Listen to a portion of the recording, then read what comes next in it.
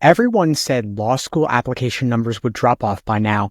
Even LSAC themselves predicted it, and things were supposed to slow down. But they haven't. Applications are still surging, competition is fiercer than anyone expected, and the stakes have never been higher. Today I'm going to share with you the truth about this law school admissions cycle and how you can take control of your outcome. First, for those who don't know me, my name is Steve Schwartz. I've been teaching the LSAT since 2005, and I personally increased my own LSAT score from a 152 to a 175.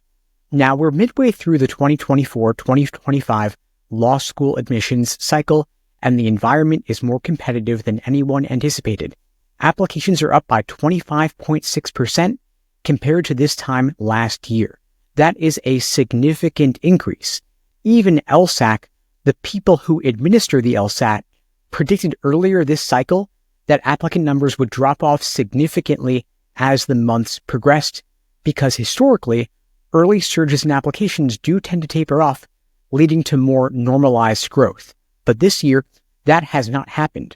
And it's not just about how many people are applying, it's about who is applying and the scores they're bringing to the table. Today, I'm going to break down exactly why this is happening, what's going on, and most importantly, how you can stand out in this hyper-competitive cycle. I'm going to share with you why application numbers are defying expectations, including LSAC's own predictions, and how seemingly small shifts in the LSAT scoring bands are reshaping this competitive landscape, the crucial role that your LSAT score plays in standing out this cycle, and why it's more important than ever to aim high, and finally, a step-by-step strategy to maximize your chances of success. Let's start with the numbers. Applications are currently up by a staggering 25.6% compared to this time last year. To put that in perspective, law schools have not seen increases like this since major moments like the pandemic or previous election years. But here's where it gets even more interesting: LSAT score distributions. Last year, 4.1% of applicants scored in the 175 to 180 range. This year, that number is 4.4%. On the surface, that might look like a small 0.3% increase, but when you factor in the overall growth in the applicant pool, it's actually a 7.3% year-over-year increase in terms of the absolute number of people scoring in that top range. Similarly, in the 170 to 174 band, the percentage has gone from 10.7% to 11.3%. That's a 5.6% year-over-year increase in absolute numbers. Now, here's why this matters. When the total applicant pool grows, even small percentage increases translate into hundreds, sometimes thousands, of additional people scoring in these top ranges, and law schools only have so many seats. Now, earlier this cycle, as I mentioned, LSAC predicted applicant numbers would decline as the months went on, pointing to historical trends where early surges in applications tended to taper off over time. This year, applications have not dropped off, and they've held remarkably steady, and in some cases, increased further. For example, upcoming January LSAT registrations show 10,000 more test takers than the same time last year. So this late surge in the applicant pool and the test taker pool suggests we're going to see sustained competition well into the spring. So why were LSAC's predictions off? Couple reasons. One is the post-pandemic ripple effect. A lot of people were delaying decisions about graduate school during the pandemic, and those delayed plans may be converging into this particular admissions cycle. There's also quite a bit of economic uncertainty, and historically, law school apps rise during economic downturns. While the economy is showing signs of recovery, there is still a great deal of uncertainty, pushing more people towards law school as a more stable career option. And finally, LSAT accommodations. It's become easier than ever for folks to take the LSAT with extra time accommodations. LSAC used to only approve 70% of requests for extra time. Now they're approving 98% of requests for extra time. And it's become easier than ever to retake the LSAT as well, since the LSAT has gone from being offered only 4 times a year to now 8 times a year. And so because more people are taking and retaking the LSAT more frequently, people are in the pool of applicants longer, and they're applying with, of course, higher LSAT scores. Now, in this competitive admissions environment, your LSAT score is your most powerful tool. Now, here's why.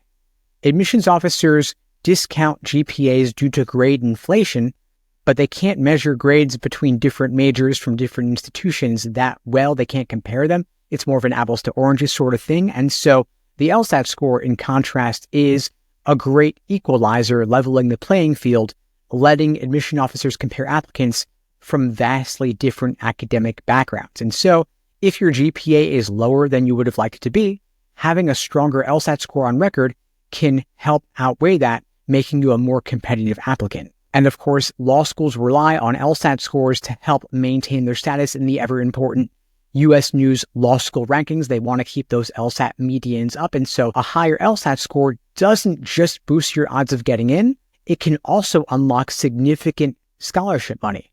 And with so many high scores in the mix applying to law school this cycle, even a small increase in your LSAT score can help set you apart. For example, if you can get that LSAT score up from a 169 to a 172, it can change your chances from borderline to being a strong contender at top 14 law schools. And so if your LSAT score just isn't where it needs to be, retaking the LSAT even late in the cycle, January or February, can be a real game changer. Now, if you'd like my help planning an LSAT retake, getting the highest LSAT score possible, breaking into the 170s, my team and I would be glad to help you out. At LSAT Unplugged, we offer live online classes via Zoom, on-demand video courses, small group coaching, and one-on-one coaching. You can check out the links below to find out more and to book a call with me and my team.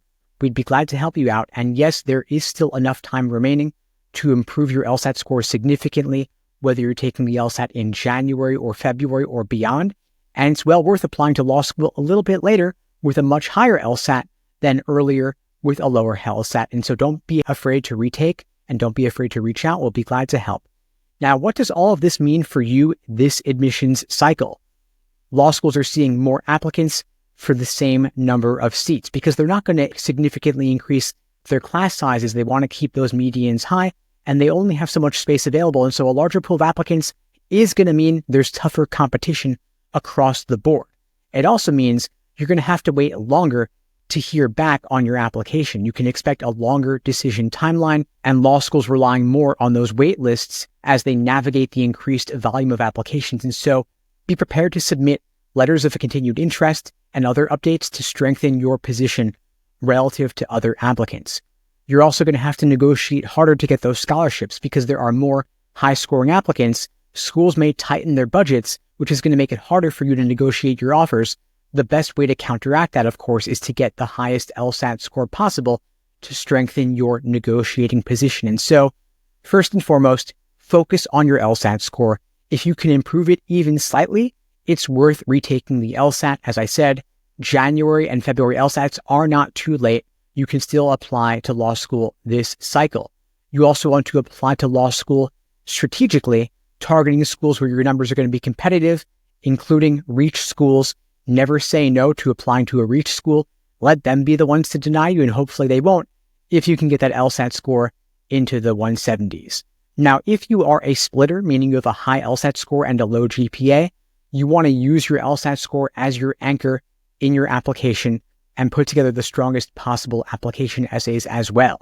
If you're a double high applicant with a high LSAT and a high GPA, even better, but still, again, competition's going to be fierce. So apply to a wide range of schools. I recommend at least 10 schools, and of course, include some reaches in there.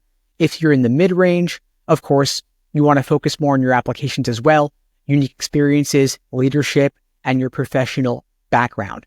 Now, while this is, yes, one of the most competitive cycles in recent memory, it doesn't mean you have to be out of the game. If anything, it's a chance for you to show how well you can adapt and rise to the challenge. And remember, your LSAT score is the most controllable part of your application.